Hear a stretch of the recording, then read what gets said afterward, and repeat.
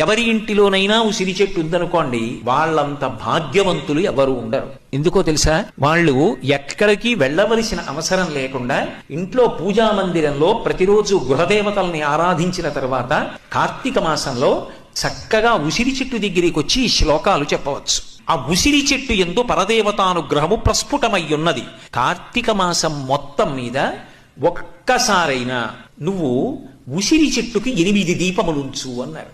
ఏమిటి 8 దీపములు అంటే? 8 దిక్కుల యందు 8 దీపములు పెట్టాలి. అష్టదిక్పాలకుల చేత సేవింపబడుతున్నటువంటి పరదేవతా స్వరూపంగా నీవు నమస్కరిస్తే 8 దిక్కులా వెలుగుతున్నటువంటి దీపముల మధ్య ఉన్నటువంటి ఉసిరి చెట్టుకి నమస్కరిస్తారు. ఇది ధాత్రి పూజ అని ప్రత్యేకంగా కార్తీక మాసంలో అమ్మవారి యొక్క అనుగ్రహ విశేషం ద్వారా తమని తామును రక్షించుకోవడానికి ఎవరి ఇంటిలోనైనా ఉసిరి చెట్టు ఉందనుకోండి, వాళ్ళంత భాగ్యవంతులు ఎవరు ఉండరు.